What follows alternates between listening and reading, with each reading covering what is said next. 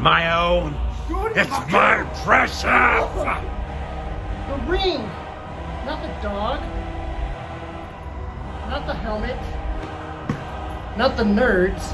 You can keep the nerds. Throw the ring in. We're there. Do it now. It's too powerful. It just doesn't want me to put. I just want to put it on for a second. Don't. Just throw it in. Throw it in. You don't do it. Put your hand in there with it. Just drop it. It's okay. It's gonna be okay.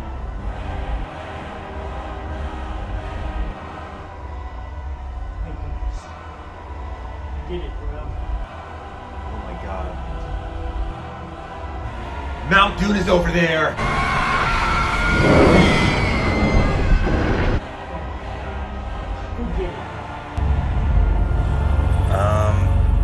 Samwise, do you have a stick or something I can use?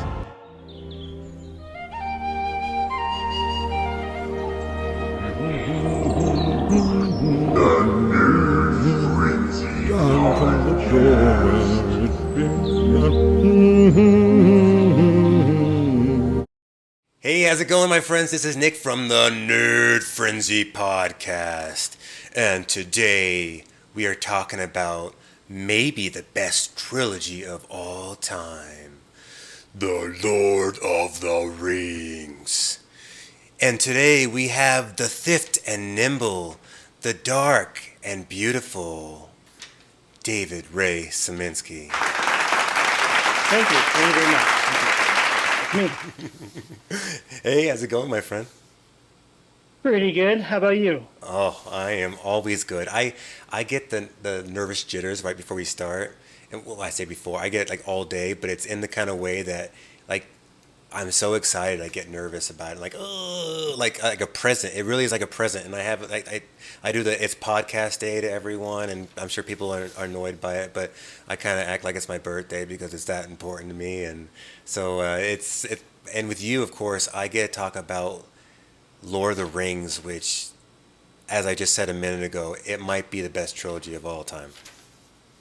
It might be. It's in the top 3 for me. I know it's number 1 for you, I think, maybe. We'll find out soon.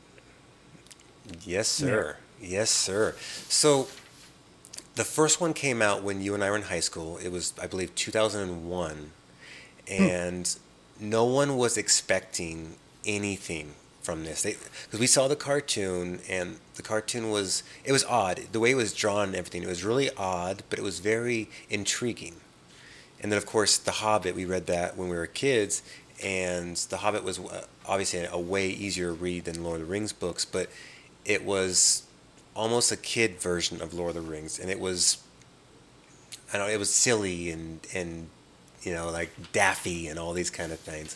But this movie comes out, and it's like, I remember watching it in theaters and going, oh my gosh, this is, I mean, maybe the best fantasy movie I've ever seen of all time.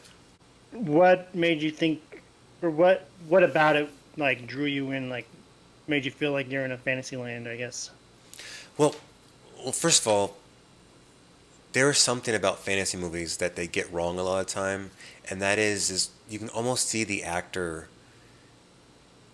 telling us, I'm in a fantasy movie. And there's something about that it's like they're almost embarrassed to be in it. But when you see something like Lord of the Rings, and you see the acting is something you would see in a quality drama, but it's with fantasy type characters, where the writing is top notch, where anyone, no matter who the actor was, saw it and they're like, oh, this is obviously going to be a good movie, where you see cutting edge visual effects by the best people in the world. I mean, it's something that it comes along, I don't know, every 10 years maybe. And for me, as I've talked to you many times throughout our life, Lord of the Rings, I think, is probably better quality trilogy than the OG Star Wars. And I think you told me that you still would say it's the OG Star Wars. But I'm out of here. But and I know that's one of those things. And of course, Clerks has that whole. They make fun of like, oh, well, Star Wars is better. Oh, well, Lord of the Rings is better, and then they go back and forth. But there's, I mean, that's a beautiful thing. There's been this whole like, which one is better, and that's a great thing for Lord of the Rings to be compared to Star Wars, and not the prequels or the sequels, but the OG Star Wars. And like I said, in my opinion, I would say, even though I enjoy the content in Star Wars a lot more, and it's more my soul, I would say Lord of the Rings are better movies. They did get a head start on the special effects and all that kind of stuff, Oh. which isn't really fair, you know. That's a good point. That's a good point, David. It is. 20 years. Star Wars was 77 and Lord of the Rings was 2001. So yeah, you are right. That is visual effects. But I'm not really necessarily talking about that as much. I'm talking more about. Story and the characters. Well, yeah, and the stuff. story and the characters. Whenever you can have a character, especially, and in the extended versions, we'll talk about that in a little bit too. But when you can have characters actually singing, like we're talking, we're seeing a really cool action movie, and all of a sudden they start singing. You're like, what, what's happening? But the way they do it, they own it so much that. You're fine with it. You're like, oh, okay, cool. This is just their culture. This is their people. Instead of being like, oh, this is making me feel like uncomfortable. This is making me cringe. And that's the powerful thing that I don't know if Star Wars could have achieved. I don't know if they even really had moments like that in Star Wars where it was like, whoa, they're being vulnerable in that kind of way. But of course, I'm not gonna take anything away from Star Wars because it's Star Wars. Yeah. There was only two songs I remember in this movie. Like, I know The Hobbit, the dwarves all start singing that one song in the beginning. In The Hobbit, yep. We've got the other Hobbit in Two Towers. He's singing while he's on the tree, right? He's like singing some song. Was there any other singing besides that? There's a part when Eowyn, the daughter of, was it the King Theoden, she is singing to her cousin, because that was whenever the king was under control by Saruman, and Grima Wormtongue was the one that was kind of, letting it all happen. And then the king had his son murdered just to make it, everything easier for them to be destroyed from within. And of course, Gandalf came in and saved the day. Okay. Pippin, is that the one that sings, or is it Through shadow to the edge of night.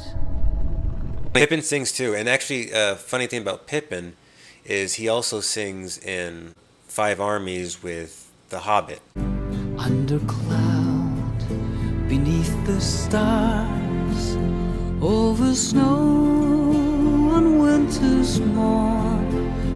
He sings at the very last song, The Last Goodbye, and he sings that really pretty version that actually makes sense because... Oh yeah, he sings while he's with that weird, the Bad King too. I forgot about that. Mm-hmm. Yeah, They really are subtle songs. You don't even realize that there's gonna jump into a song till they're already in. And you're like, huh, that's pretty good.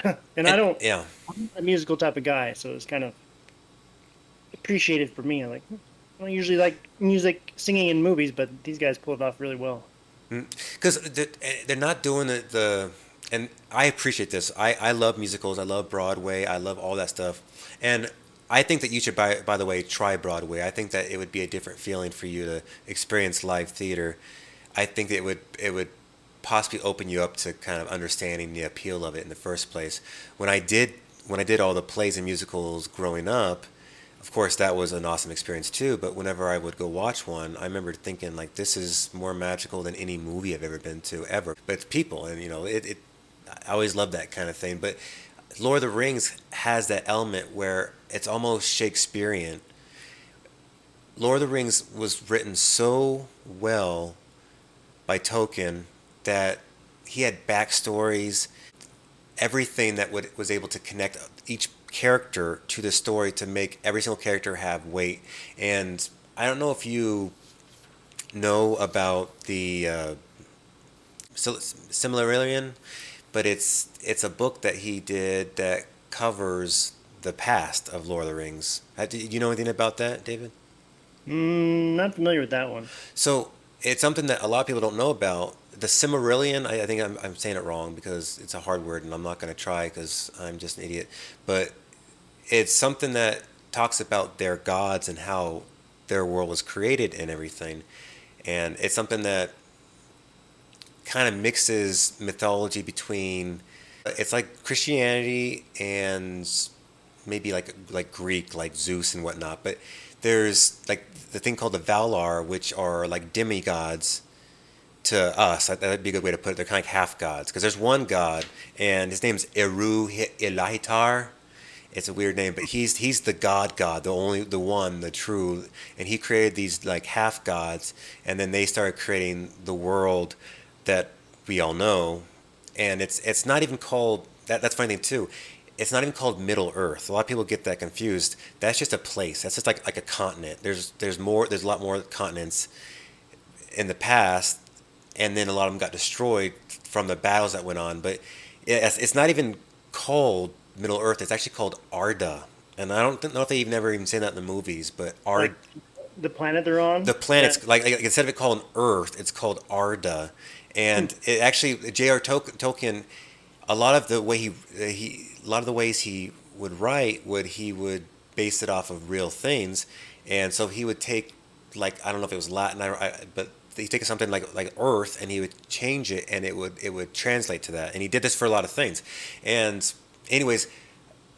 I hope, and I hear they're doing an Amazon series, and they're talking about it's going to be during the Second Age, so it's probably going to be about. I'm hoping it's going to be because When sorry. Oh no, that's not, so that- the Third Age is like Frodo and Samwise and whatnot, and so the Second Age is going to be like Eldron and all these people. They've been around pretty much always. Like they were. Yeah. They were the elves were made first, and then the cool thing about this too, David, is that the Valar that I was talking about, the half gods, they were kind of created like almost like angels, and so they were also like they're pissed off about the creations, like about the elves and the man, and they were mad about that. But there was one that's actually way crazier than Sauron.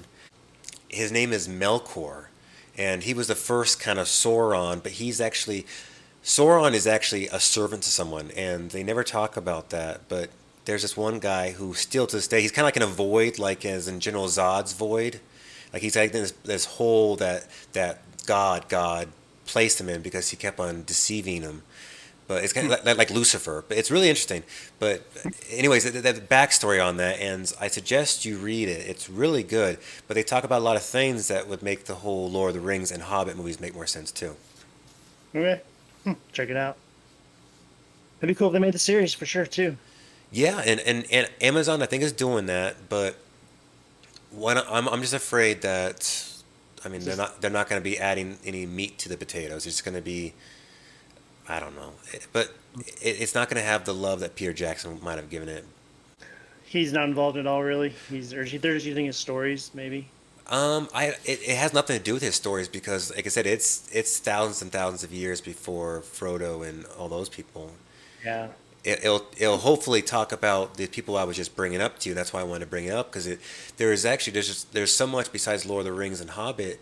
In fact, I would dare say that there's actually more interesting stories in these other books that would be more entertaining to see in a cinema kind of situation or even on as a TV show.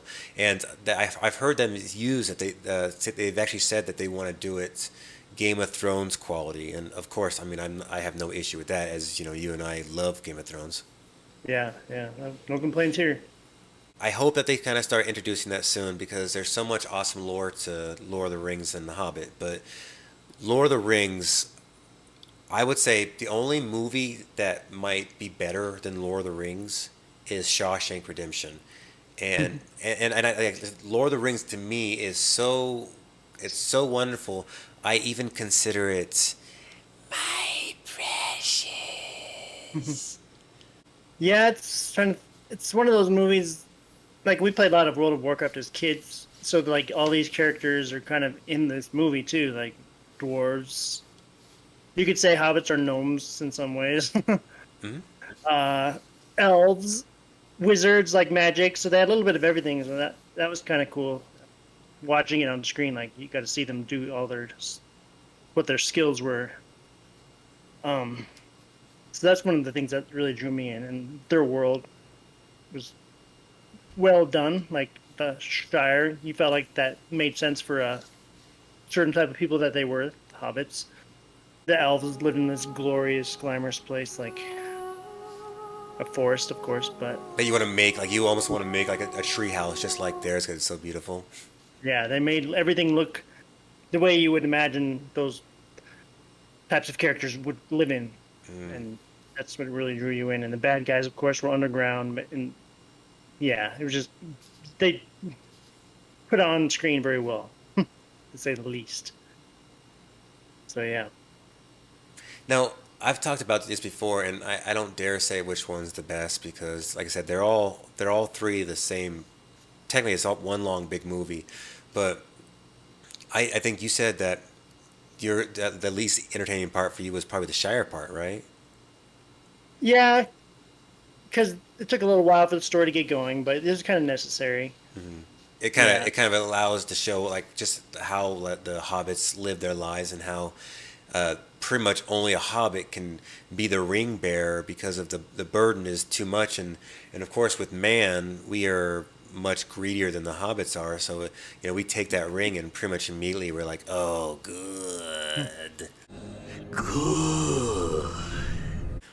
Yeah, anytime they saw Gandalf going into town, they knew something serious was about to happen, I imagine. He pretty much went there just like, hey, you want to do a big adventure for me?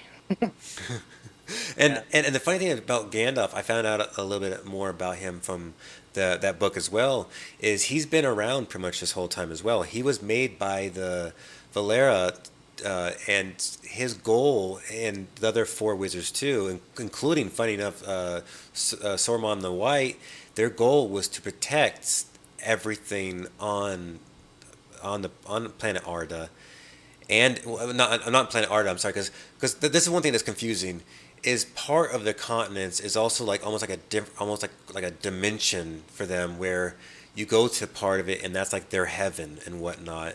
And whenever Frodo was going to was it the Undying Fields or whatever it was called, he was going to he was lucky enough to get some kind of ticket almost to Movies, you mean? yeah, where he got a ticket pretty much to only where like elves and gods and stuff like that are going to be. So he gets to go there. But the cool thing about the mythology too, or the lore around it, J.R. Tolkien said, but another reason why everyone was pissed off at humans and dwarves is because they got to die, and then after they died, they got to go to that special place that not even the gods and stuff knew about. So they were kind of jealous about that.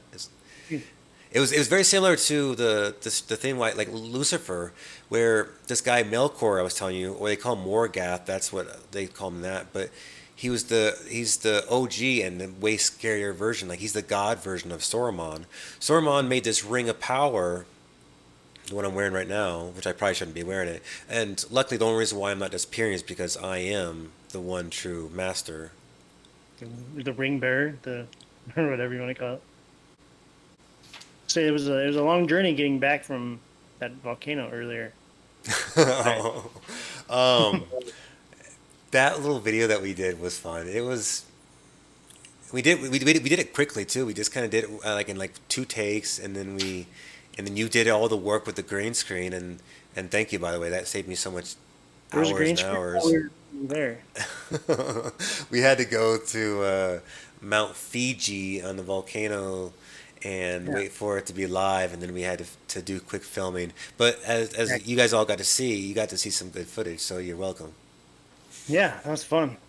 Just take a moment to appreciate this graphic Nick creates every week on his phone, which is pretty impressive to me.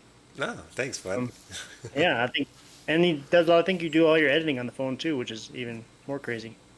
Yeah, I do. It was funny because I used to use Adobe Premiere and After Effects and Photoshop and all that stuff, and it's great. But the phone has everything I need in terms of just like I need to cut out, like whenever I cut out you or cut out me, I just need like a little like eraser, and I use my finger and I just kind of etch around you and stuff like that. That's all I need. So yeah, and I can do it on my phone while I'm taking care of my kids, and I don't have to be like on my laptop being all creepy in the corner and like that. I can just actually be sitting there with my kids while they're watching a TV show. So yeah, it works out perfectly. Yeah, it's pretty crazy technology. We used to spend hours exporting, rendering, editing clips, and now you can do it all on your phone. Well, to an extent. Oh yeah, our final project in high school, my green screen with Joe Platzer and you guys did the Natrix stuff like that. That took to export. We did it before we left for school, and then we got back and it had about 2 hours left. And that was the next day. Yeah, the next day. Yeah. So. That's painful. And if you screwed up one little thing, you have to redo it all for 24 hours. Oh man! And this was a time whenever like the second Lord of the Rings movie was out, like, we were trying to do this kind of stuff, and it was probably because inspired by those kind of movies too. So I have this question for you, and it's a hard question, and I want to ask you. I want to give you a moment to think about it, and then luckily the audience it'll be immediate for all of them, but for you, I want you to think about this for a moment, okay? But I want to ask you the best like trilogy movies of all time, and I have I think 4 or 5, and then I just want you to rank them for me if you can, okay? Okay. Or at least give me like top 2 or 3. How about that? Sure. All right. So here's a trilogy: the Dark Knight trilogy, the Christopher Nolan ones. They're good. Yeah. Lord of the Rings, Star Wars OG, Matrix, and the first 3 Indiana Jones. Might be almost close to the order you gave them to me. I think the last, probably, the last 2 probably interchangeable for me personally. I think Indiana Jones is probably the bottom one. Mm-hmm. Then Matrix, because I just love the Matrix. Then there's Lord of the Rings and Star Wars, and what was the other one again? Batman, the Dark Knight movies. I love those, actually. I know, they're about as quality as a Batman movie can be, too, so. Yeah. I know, I made it hard. For me, it was hard, too, and I made Dark Knight Trilogy 3, and it wasn't because of the quality, it was literally just because I didn't know what to do with it. It was going to be tied for first or tied for second the whole time, and yeah. Yeah. These are, I mean, I have to go Star Wars 1, so then it's between what's 2 and what's 3, so... But if I had to do it, I guess I'd do Dark Knight 3. All right. Beautiful. But it could easily be 2. Good question. Pretty much the same. What's your 4 and 5? Mine would go Lord of the Rings 1, and that's because I would say overall quality is better than Star Wars. Now, my memories with Star Wars are better because I was way younger, and that's whenever I was being shaped, and I was already 16, 17, 18 whenever Lord of the Rings movies started coming out. So, which was still definitely some shaping going on there. But I think Star Wars is a little more part of like my soul and everything. And Lord of the Rings was just like Shawshank Redemption, but with Celtic themes. Because you could see yourself being more of a Luke Skywalker and a Jedi than you could be a Hobbit or a wizard. Sure. Yes, it was more relatable, even though it was totally unrealistic. They're both, one's a space wizards and one's normal wizards. Yeah, I think that's more cool to be a Jedi than it is to be a Hobbit. Yeah. So, one other question I have, and it's a fun one. First of all, if you had to pick who, and this is a hard one, I know it's subjective, but who would be your favorite character in the Lord of the Rings trilogy? I think it's not what most people would think is. I think is Gandalf. I think I like him the most because he's kind of like the Jedi Master or the dad of everybody. He kind of he leads the way. He has some cool powers he uses, and he's wise. And is he always late or is he always early? He is precisely on time. He's just a fun character to watch, and when he die. He doesn't really die. Does he die? No, Anything no, comes back? no. So like he's called a Maiar, and he was created by the Valar, the demigods, gods, to protect all of uh, Middle Earth. So, and that's not as the funny thing about Gandalf that a lot of people don't know is yes, there are stages that you can build, but technically Gandalf is way more powerful. It's just he is confined to the to the earthly things.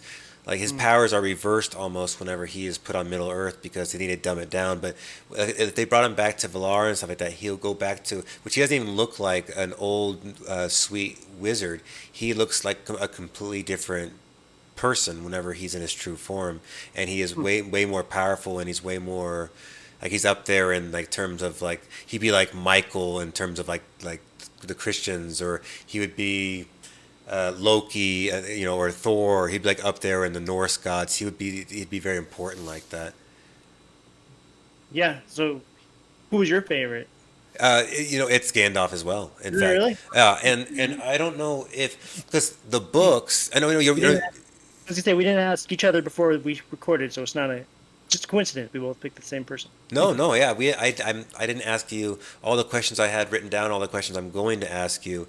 I did not talk to you about anything because that's not fun to get like a pre-answer or like a hey, what do you think about that? Oh, cool. Well, when I talk about it again, say it the exact same way. I mean, I don't. No, nothing authentic about that. So yeah, I wanna kind of make you think. I want to see the gears grind, and yeah, he was. First of all, reading the books of him, he is such an excellent character because he's very empowering, yet he's very sweet and he's very patient and very wise. And even though he's silly at times because he kind of falls in love with the whole Hobbit lifestyle and whatnot, smoking their pipe weed and everything.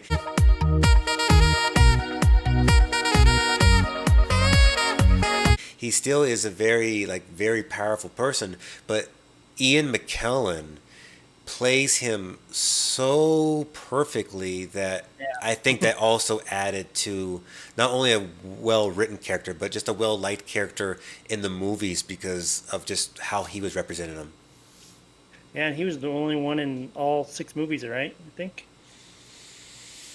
The Hobbit. Yeah, I think you're probably right. Yeah, Maybe. that's probably correct. Yeah, actually, I think he is. They had Legolas maybe. I don't think he was. Was he in the first one? Maybe for a minute. No, he wasn't. He wasn't. He was in the second and third one.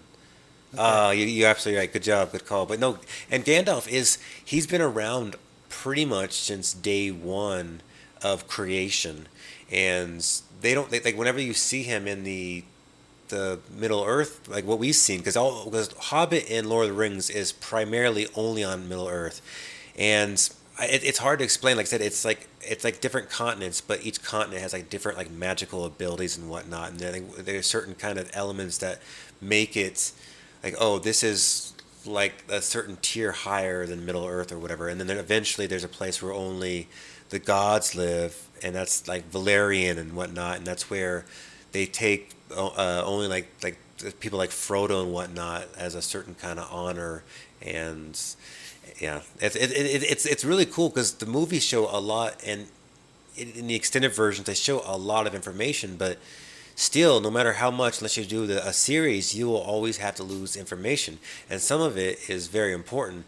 Now, luckily, Lord of the Rings and Hobbit are contained to what they are, but there is almost like an MCU timeline kind of style, but Lord of the Rings, and I can't wait to see what they do next with it. Yeah. Who would be your second favorite character, even maybe your third favorite? I'm curious to where we line up with these. Oh man, I know who my second I think is. So maybe this second and third like. Well, I'll let you say your second before I say my second. Okay. I'd say the person that probably I was always the most excited to see, funny enough, was Samwise Gamgee. Okay. Yeah, I found that first of all, watching. He was good. Yeah, he was the role perfect. Oh yeah, he did, and this is the thing about Lord of the Rings. everyone did their role perfectly, and you could literally make a side movie about any character in that's how good the acting and the character development was in all the characters. But Sean Astin played Rudy, played Goonies, and both these movies he was the leader of it, and what Sean Astin did so perfectly is he played this role that made you just like, oh man, I am with you all the way. So he didn't do like a single bad thing. He was always the good guy. He didn't do scotch-free and didn't make a single mistake you just always cheered for him cause he just had that like something about his personality or his look to him. He's like, you're always rooting for him. yeah, and I don't know if it's like that the charm of the actor or the writing was so damn good or the combination of both, but having him as almost like his silent mentor to Frodo in a roundabout way, or like Frodo's hype man or Frodo's motivational man, all these things, Frodo's like keep your spirit alive man kind of person. And even at the very end when Frodo does all that crap where he's like, hey man, I don't trust you anymore because Gollum was tricking him and stuff. Samwise still was there to save the day and encourage and even though Frodo probably is the underlying hero of this whole thing because he had the burden of carrying the ring, people forget that Samwise Gamgee is maybe as big if not a bigger hero for having to support the person who has the burden, and he has to support and he has to be stronger sometimes than. Like when he took the ring, like when he says he had the ring for a moment and then he gave it back and then Frodo got really jealous and then he says like, if I can't carry the ring, then I will carry you, and then the music gets builds up and you're saying that's what a hero is. He knew what he had to do and he did it, and I don't know, that's my second choice. What about you, bud? I was gonna say real quick, it wasn't at the end of Two Towers or where he's like, Frodo wouldn't be this. He's talking about like what you're gonna tell your kids when you get older, like story of the great Frodo or something like. But who would he be without the great Samwise who got him there or helped him get there? Yeah. Mm-hmm.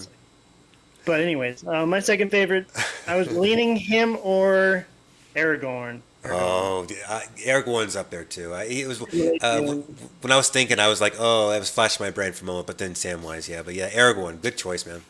Yeah, you can relate. He had a lot of, he had the human factor in the movies where you kind of related him in some ways and what he was going through and struggles.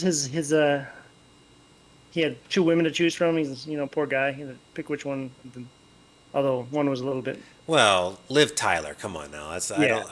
I mean, let's be honest with each other. One is beautiful, and the other one wasn't ugly by any means, but the other one was kind of like, I love him. Kind of like she had that like infatuation with him. It was kind of annoying, and that part when she goes, I am no man. I am no man. And she kills the Witch King, and I'm just sitting there going like, oh, cool, I don't like you. Yeah, that was one of maybe the cringiest moments in the movie. And you're like, all right. If any woman role is written well, it's going to be written well. Like Ripley is a prime example of she's an example of what a real heroine looks like, because it shows her human like frailties, how she her vulnerabilities, and then it would show how she had to get through them in order to save the day. And when you see a man or a woman pretty much just running around like doing front flips and like jump kicking people in the throats and killing everyone, and you're looking at them going like, I don't believe it. It takes you out of the moment. And a lot of times it does seem like they try to do that with female characters, but there are very good ones too. It's just sometimes the writing is just not good for. And Scarlett Johansson has said that before too. She said that there's certain roles she has not taken because they were kind of just going off of the whole stereotypical female, and then she doesn't want that. She wants a roles like when she's doing that conversation with Loki in the first Avengers. Black Widow, right? Yeah. She's Black Widow. Yeah, Black Widow. Yeah, Black Widow. But when she's doing that conversation with Loki in the first Avengers, and she's acting all like scared and whatnot, like he's like getting to her, and then she finally gets the answer she needs from him. And she goes, "Oh, you're talking about the Hulk? Okay, cool, thanks." And then Loki just looks at her like, "Oh, did she just get me?" And that's good writing. But when you have a character in there that says, I am no man, pretty much implying that, I am woman, hear me roar. We're thinking as an audience, like, there was no need for that. All you had to say is, Yeah. like, all you had to say was, like, how dare you hurt my father, and then stab him. But you had to say, like, I am no, like, what man, and when he said man, he meant, like, mankind. I don't think he meant, like, what male, Yeah. So, yeah, I mean, there's no one disbelieves that a woman can't do anything a man can do. Yeah. It's just whenever it's written all weird, like, well, don't do that. Definitely forced. Yeah, but the good thing about Lord of the Rings is there are so many female characters in this movie that are so good. Galadriel, which is played beautifully by Kate Blanchett, is one of the most, like, there's something like beautiful about the way, and like scary about the way she presents it. Like when they're at her village, and she has that temptation by the ring whenever Frodo tries to give her the ring, and then she's like, "Oh, I am the knight," and then Yeah. everything gets all scary and like intense, and then all of a sudden, she goes, "I do not," and she doesn't grab it, and then she's like, oh, and she was even surprised by it too. She goes, "I didn't take the ring." And I remember thinking, like, oh my gosh, that shows just how badass this girl is. That's good writing, but not the other one. And like a movie we discussed last time, Ripley in Alien, she was a good woman character without flaunting it or being like taking off a mask to say sure she's a woman or. Right. Like I said, Good character. yes. Like I said, she had to do what she had to do to survive, and if that meant like, like saying, okay, I could be scared and I could be like, oh, crying and go in a corner, or I can breathe and then just deal with this, and not walk around and be like, hey, alien, I'm here to beat the shit out of you. No, that's not real. I don't care if John McClane from Die Hard is running around the corridor saying, hey, alien. I would think that would be stupid. It's like, no, that's not service to any of the characters. I would assume, and John McClane wouldn't do that because John McClane's whole idea is, I guess a better example would be like an Arnold Schwarzenegger character or something like that. But still, I mean, no one wants to see that. Like when you see Predator, you think, oh, Arnold Schwarzenegger's scared too, but he had to do what he had to do. So it's with anything. But Lord of the Rings is some of the best character development I've seen in anything ever, and that's one thing that they're good at. That's one small gripe, and maybe the only gripe I have with the whole trilogy is that one line. And I remember, it's one of those, okay, if you want to make certain people feel special, then sure, I'm not going to be offended by it, but it was kind of dumb. They could have delivered it in a better way somehow. Mm-hmm. Instead of being like, oh my gosh. It's like if an alien couldn't be killed by anything, by only a man and not a woman, and we like, I'm no woman, and a guy like cut his hair, took off his mask, and I'm a man, and like the girls would feel the same way. It was cheesy. You know? It was, Cringy is cringy. yeah, cringy. It's like, yeah. Yeah, and as humans, we pretty much feel that as one. Yeah. Wasn't even cheesy how she killed him, if I remember right. Was a big dragon. She got cut off his head somehow. No, I forgot how she killed it. the dragon fell on like the king and he was like the scarlet the what's his name, the witch king was like crawling over it about ready to kill the king, and then she got up, and I think she was trapped, and then he was about ready to kill her, and then she stabbed him in the face or something. yeah, and then she stabbed him right in the throat or in the face. I think you're right, in the face, and then did his thing. Yeah. But it's one small moment, and her character wasn't necessarily bad. I mean, I would swoon over Aragorn too. This was a guy who was, for sure, he was not the steward of Gondor. He was the rightful king of Gondor, and the steward at the time was that joke, Denethor, who the only good thing he was able to have was he had two great sons, Boromir and Faramir. And Boromir, of course, was tempted by the ring, but we love, of course, our Sean Bean, which is excellent in everything he does. But even he was tempted by the ring, but luckily, still he died like a man. Though I liked it. I have a quick question, general question. Like, what powers did the ring give you besides invisibility? Like, It didn't really give you any more powers. It what was was it was fake. It was fake powers. It was the draw. So whenever Sauron created all the rings for everyone, the elves were wise to it, and they're like, okay, something's off with this Sauron guy, because he wasn't a villain yet. And if you played the PS3 and Xbox games, the Shadows of War and those games, and Shadows of Mordor, it shows the ring being made by Calamabrador. I don't know if I'm saying that right. And he was tricked. He was like a ring maker, and he was tricked by Sauron into making the ring. And all the other rings for the dwarves and the humans corrupted them, and then he was able to take control of their areas. And then the elves were wise to it, so they didn't get corrupted. And that's like Galadriel and Elrond had two of them, and then I forget the other guy's name who had it. But they were wise to it, so they still have the ring. But the ring, it didn't mess with them. So is that what you asked?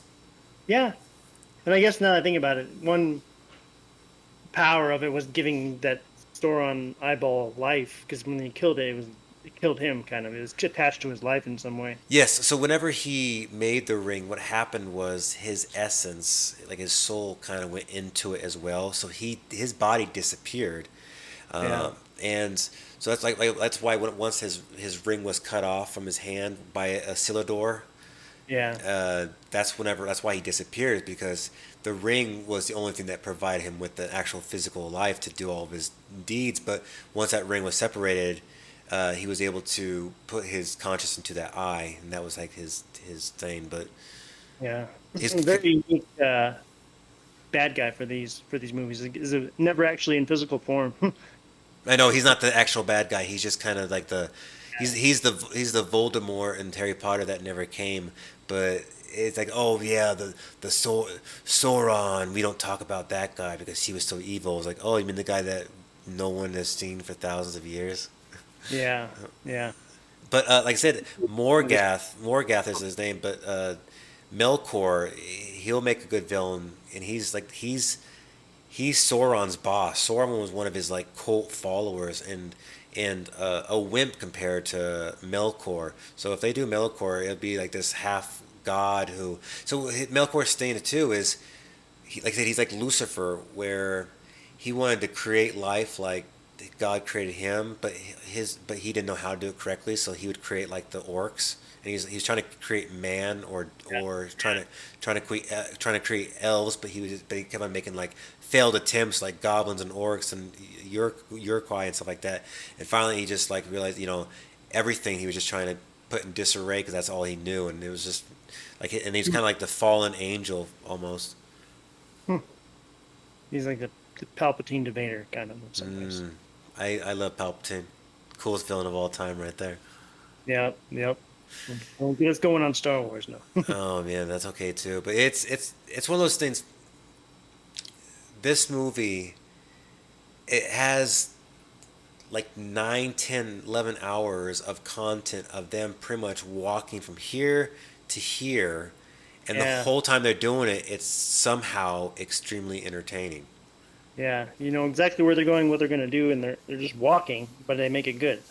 And the battles, like how it's the same thing they did with Game of Thrones, like the Battle of the Bastards for the Game of Thrones, where you see like Jon Snow starts getting trampled on and whatnot, and you start feeling that claustrophobic thing. You start seeing like their soldiers getting all messed up, and it made you feel very uncomfortable. There are a lot of the battles in Lord of the Rings that were so well done that you really felt like, oh gosh, I'm feeling claustrophobic watching this, and Hours one good. Yeah. oh yeah, the battle at Helm's Deep when they just did that final charge.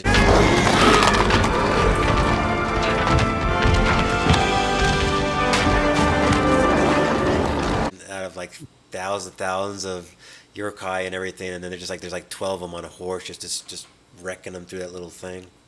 That was good. Is this like the longest trilogy ever made? Like, I was gonna ask you that. You probably know that. Like, because each movie's what, almost 3 hours? Well, the extended versions, which I only count the extended versions. A lot of people would say the theatrical versions, but when you've seen the extended versions, it needs to be only that one scene.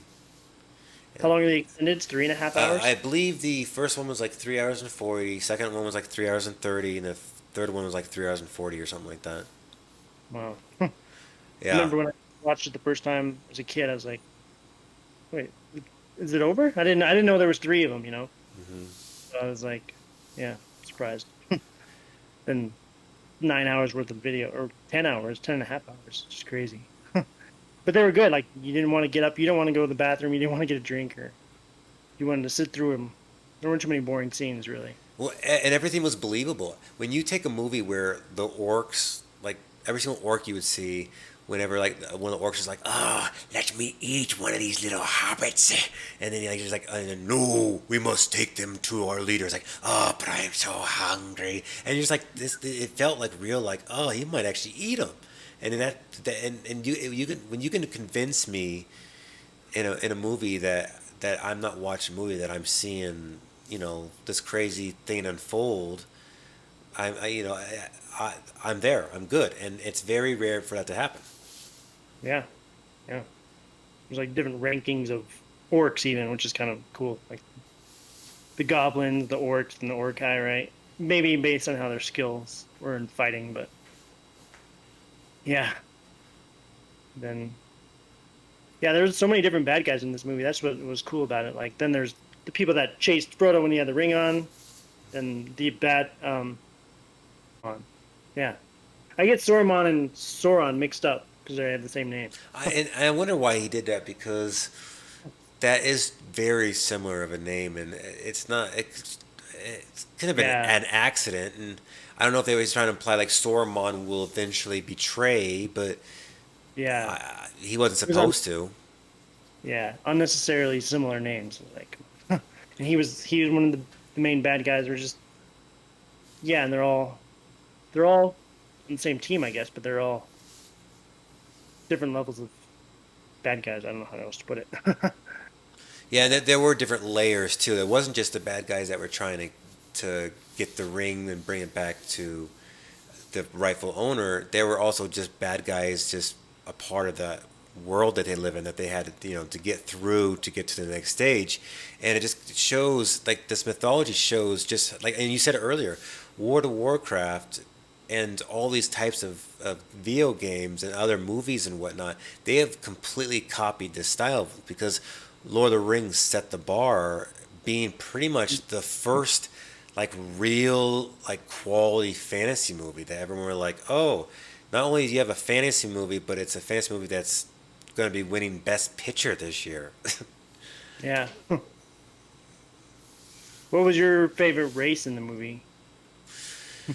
Oh, that's a I good think question too. I've always that there's a lot of layers to each race and whatnot, but like I said, it goes right back to Gandalf. I like the wizards. I think that the wizards are interesting, and when I knowing more about the wizards from the book, the Silmarillion, you find out that the five wizards are much more integral to the whole source and root of all, like the whole.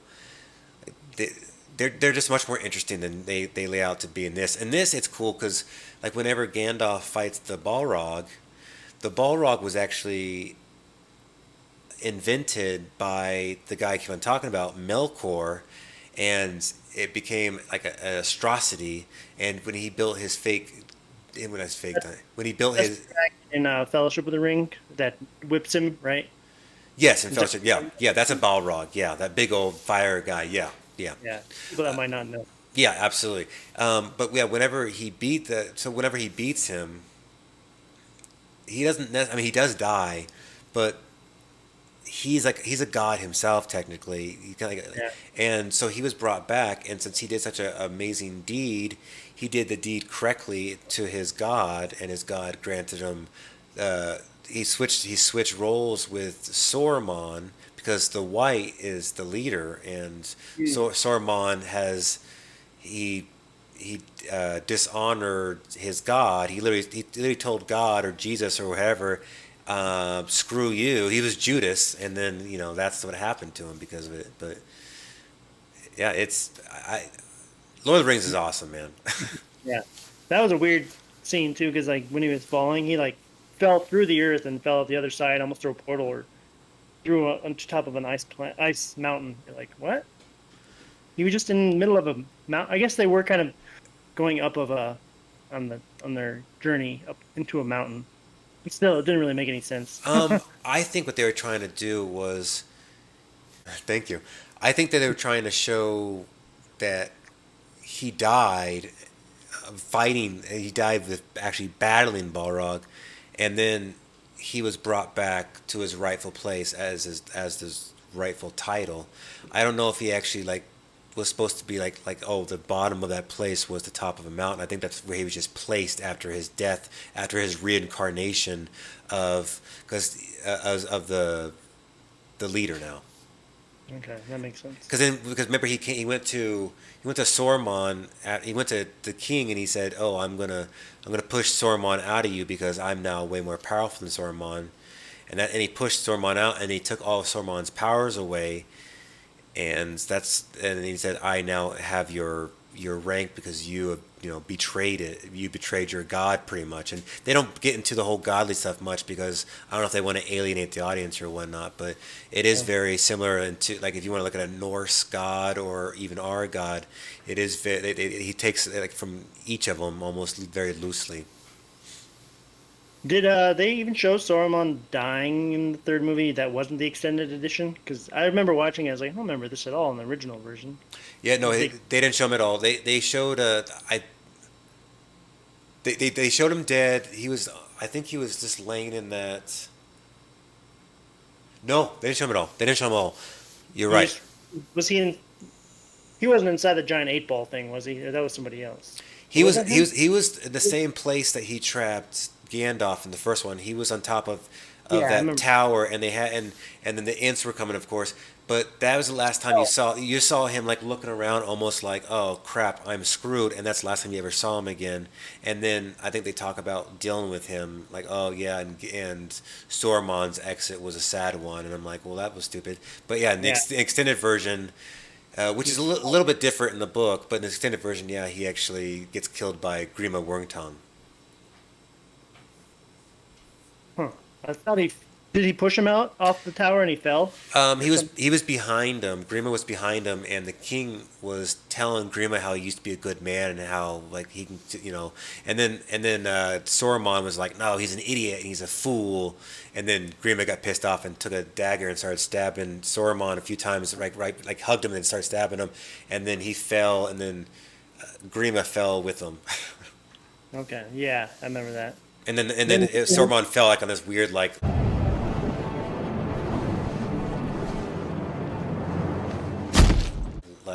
water thing. Did his essence spirit go into that 8-ball thing, or was that something else entirely? No, the Prolagarithim, that was something that was made by those gods I was talking about earlier. It was. He did about that earlier on in the movies. I forgot about that. He's like, "Let me show you." He's like, "You're not supposed to use this." Yeah. Okay. Yep. Yep. There's a lot of things that are connected through that ring. Yeah. And that's that. Yeah. And Gandalf even said, "Hey, don't touch that. They could be watching this too." And Sauron could be watching because that's what Saruman was watching with. But when Saruman died, they took it, and then he's like, "Oh, well, Sauron could be connected to this one as well because there's more out there like this." Yeah, it was creepy when he was sleeping and had his eyes open, but he was asleep. It was like, yeah. No, Ian McKellen just kills it. I think even though everyone was spot on perfect, Ian McKellen was perfect. And funny enough, my friend, you said Aragorn was your second. Mm-hmm. He was not the first chosen. I believe he was the third, in fact. At first, it was Russell Crowe, which would have been a great one too. But he was doing prime. He wanted, he was at the prime, and he would rather. He said, "Oh, this is great, but I just got offered this part called Beautiful Mind, and I'm going to do that instead." And he ended up getting the Oscar for that. So I mean, I guess no harm, no foul for him.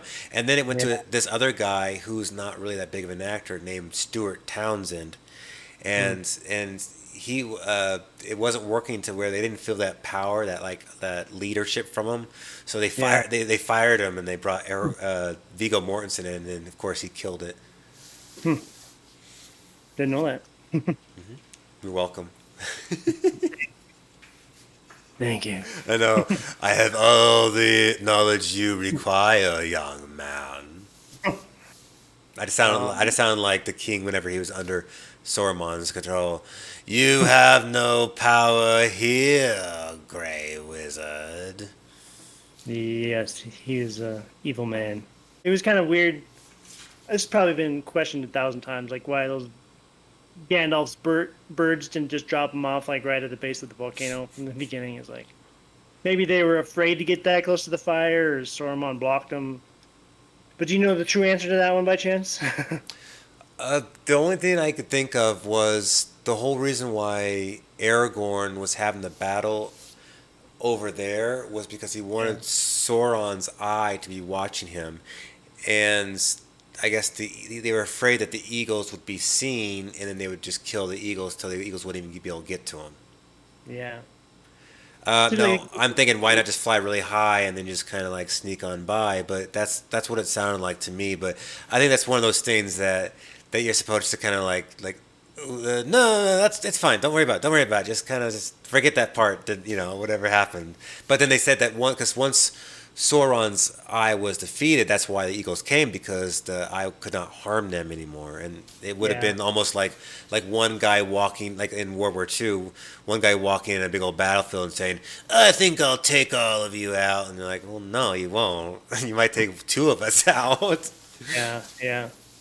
Seems like they could have dropped them off a little closer than they did, but but you can't nitpick a great movie. They gotta give you a story without you questioning everything. And the cool thing about Tolkien was he was a World War One vet, and he had really bad PTSD. I don't mean to say that was a cool thing, but he used all of his experiences to write all these characters.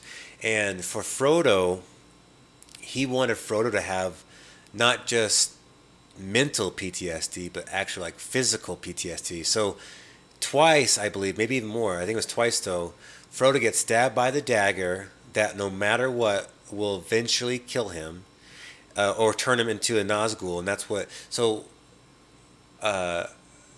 Liv Tyler, when they give that medicines to him, I guess it just heals him temporarily. But there was a part in the movie where it says, eventually the poison will succumb to his death or whatnot, and then he also gets, I think, stabbed by the spider too, and I think that's supposed to do some kind of like slow poison too. So that's why the whole idea of him being taken over to the Undying Lands was also supposed to, heal him or something, and almost like turn him into something special. So he got his butt kicked quite a bit. He got stabbed by those Night Witch guys, and then the spider, and yeah, it was Arwen, by the way. Arwen, yeah, thank you, Arwen. I was saying Arya, but I think that's from like Aragon or some other fantasy ripoff of Lord of the Rings. Arya. Why am I thinking? I'm gonna feel stupid whenever I find out that Arya's. Oh, Game of Thrones. Oh my God, I feel stupid. Game of Thrones. Yeah. Too many. I almost want to cut all that so people are like, do you not even know Game of Thrones? And that's my wife's character. She's like, oh, do you not like Arya? I'm like, no, I love Arya. Sorry, I love you. You love Lord of the Rings? I don't know Heather's character. Seriously. I got one or two more for you. Talk to me, Goose. Who's your most annoying or least favorite characters? So, do you mean in terms of like the character or the actor? Well, not the character in the movie. Okay, because I can't really find an actor that I didn't like. I think everyone pretty much played their A game. So then it was Éowyn, the king's daughter, or the king's niece. I'm no man, that girl. Yeah, that girl. Yeah, she's probably right up there. Even though she's not like annoying, she was just cheesy. Yeah. There's that part also I forgot that I can add to it, and just to make me sound like I'm more of a hater on her. But there's that part when she's also swinging the sword in the court or whatnot, and he walks in and then he like kind of like pulls his sword out, and she kind of like does this like little thing where she hits it, and then she looks at him all like, I know a little thing about this too, or something like that. I'm like, okay, you don't have to be a jerk about it. He was just, like, and then she had this face almost like she's about ready to slap him, and he didn't even do anything wrong. But Yeah, she was cringy throughout a lot more than just that one scene. yeah, and then she was just trying to like her thing is too is she didn't realize that he was like 65 years old. He was already like or like 80 years old because he was that from the long line of people like descendants, and I think they were trying to compare him with I think like a Cain and Abel situation where his curse was he came from Cain and Abel, but when they fixed that sword again for him, it was almost like they fixed the curse or whatnot, but it broke his family's crap curse that was made because of uh, Cain killing Abel kind of thing. Hmm. I think I disliked that old man that was kind of always in the ear of that other king or what. Bad with names. You know what I'm talking about? You talking about Grima Wormtongue again? I guess it must be in him. Yeah, yeah. Yeah, He was because good. the old man was the king, and that he looked funny because he was under a spell, Yeah. but yeah, he was. They made him like, oh, talk like that. But then whenever he was healed, he's like, what happened? What happened? He just talked like a normal guy. But yeah, the guy behind him like kind of looked like almost like a male witch. Is that who you're talking about? Like a Professor Snape kind of look. Yeah, Hmm. yeah. But yeah, he was annoying because something was happening, and he'd be like, you cannot let them do this. And then he looked at her, and he's like looking at her like he was going to like rape her almost. Yeah. And then the one guy, Carl Urban's character, he looked at him and goes, if you look at my cousin one more time like that, I'm gonna kill you. And I was like, yeah, good. Yeah. I guess if you had to choose one of the 3 or 6 movies, which is your favorite? Even though they're all one big story. Let's just say you had to pick one.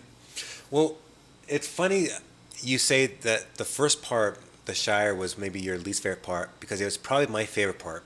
And that was, like I said earlier, I feel like a problem with making any like film where someone kind of becomes a hero through like a slow burn is you need to show their life. You show everything they represent, and when you show in that kind of capacity, like these funny little folk dancing around, drinking beer and singing songs and being silly, all of a sudden have to save the world, and it's because of their sweetheart. Isn't that what you do on weekends or something? It's exactly what I do on weekends. Yeah, but it's one of those, that kind of idea is what makes them able to hold on the ring that as long as they did, because the people were pure of heart, and when it shows 45 minutes of their lifestyle, and then all of a sudden they're thrown out into this crazy wilderness, but not of necessarily just wolves and stuff, but with actual monsters. It shows their actions through how they've learned to just be kind and whatnot, and it's adorable. And then at the very end, when Aragorn becomes the king, and then they all start bowing to him, and he goes, "No, no, no, you bow to no one." And then he bows to all of them, and then the whole kingdom bows to him. You bow to no one.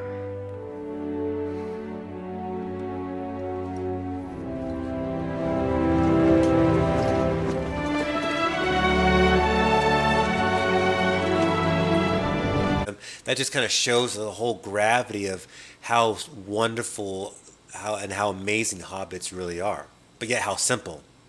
Yeah.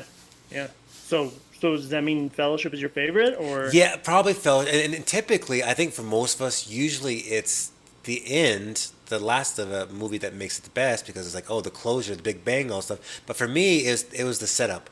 The setup made all the characters interesting enough to where whatever happened in their journey, you felt for. Just like Game of Thrones, the setup took forever, took years and years, but whenever something happened to a character, it would mess with your heartstrings. And that's why Lord of the Rings is maybe the best movie of all time, is because of its character development and how it started with its characters and how it ended with its characters. Mm-hmm. So Cool. the Fellowship of the Ring, if I had to pick one, what about you? I'd say Return of the King. I have to. Good action, good finale. The ending was a little long. We both agree. They overkilled how long they celebrated and everything they did after they killed Lord of the Ring. It's like, okay, You won. We don't need to see what you guys are doing now. Like a reunion party, almost like okay. Or But yeah. or somehow show it to where it wasn't going to end 16 different times. Like maybe it was going to end once, but they didn't do that maybe correctly. But I don't know. I'm glad they kind of talked briefly about everyone's closure, but it also, like you said, it also kind of like, okay, I had to pee 3 hours ago, and I still got to go. Yeah. I don't want to go because it's Lord of the Rings, but can you please hurry up, movie, because I got to pee. Yeah. Exactly. So Oh, yeah. yeah, all I well, got. yeah. Thanks. Well. On that note, my friend, as usual, thank you so much for coming on, and thanks for talking about something that we both very much enjoy, and thank you everyone for watching. I very much appreciate it. And guys, if you want to throw a topic out or anything you want us to talk about, please do. If you want to be a host, let me know. I'd be happy to see if you want to talk about something. But David, thank you so much for coming on, my friend. We will talk very soon about our next one. Yeah, I'm looking forward to the next one. Should be a good one. We know what it is, but We know what it is. I'm so excited. well, Oh, okay, buddy. Well, thanks for coming on. I appreciate it, my friend. Take care, bud. of course. Yep. See ya. All right, bye, guys.